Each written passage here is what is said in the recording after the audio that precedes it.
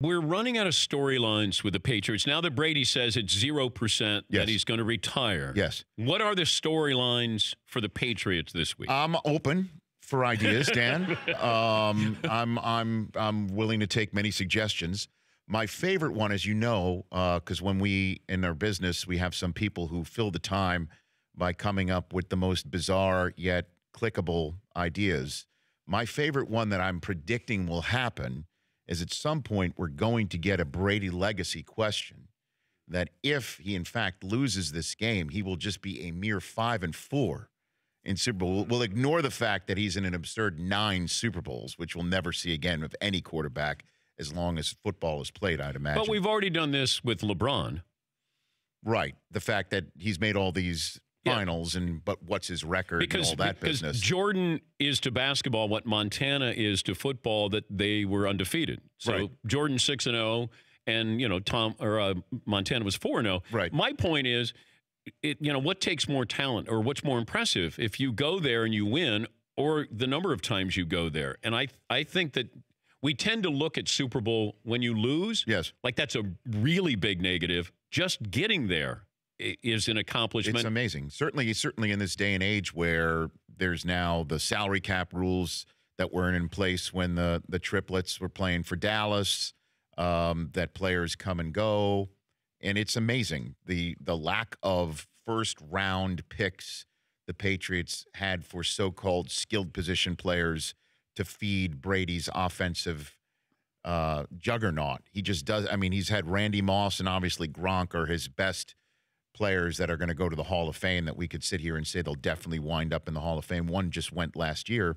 Well, Julian Edelman, of course. Well, yes, I've heard that this week as well. How did that? Okay, so we started with that poll question last week where we go, would you rather have Calvin Johnson or Julian Edelman's career?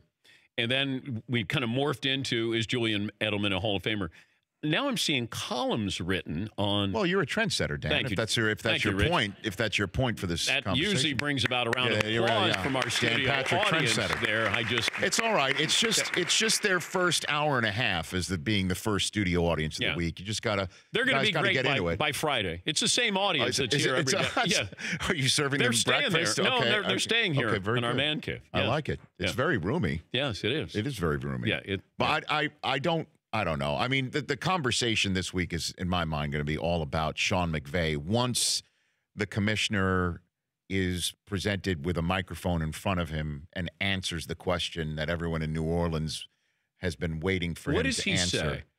What does he say is that's the reason why I think he hasn't said anything. I mean, when it's the worst, I said it's the worst non-call I've ever seen. The only one that comes close to the worst non-call I've ever seen, and this is going to go deep into it here, is the 98 World Series between the Yankees and the Padres. And it's bases full of Yankees in Yankee Stadium. Tony Gwynn's already homered. The Padres are up in game one of a series they'd eventually get swept in. And it's a 2-2 count. Mark Langston on the mound, Tino Martinez at the plate, and Langston just grooves one right over home plate. For some reason, it's called ball 3, not strike 3, and Martinez turns the next pitch around for a grand slam home run. Because normally the bad non-calls are made worse by what happens after that.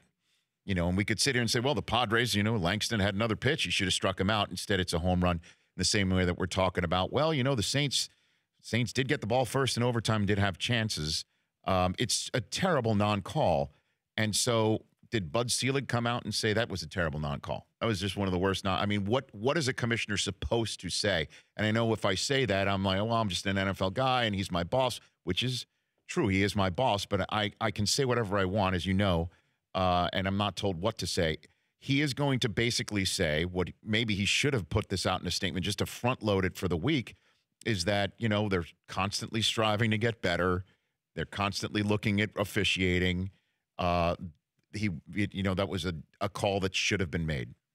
What else is he going to say? This whole business of Southern California is absurd. Yeah, I don't buy into that. I mean, it's crazy because you'd think they'd wait until 108 seconds remaining to finally pull off the caper that they had been cultivating for the first 4 quarters essentially of the game. You know, like so.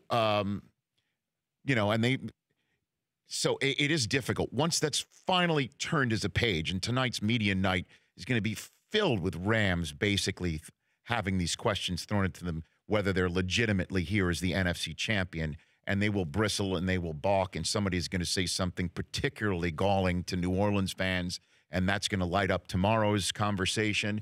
Eventually, that's going to turn the page, and we're all going to focus on Sean McVay because he's truly one of the more dynamic individuals and a total outlier when it comes to an NFL head coach in a game like this one. For more Dan Patrick Show, tune to Audience Channel 239 on DirecTV or download the Dan Patrick Show app.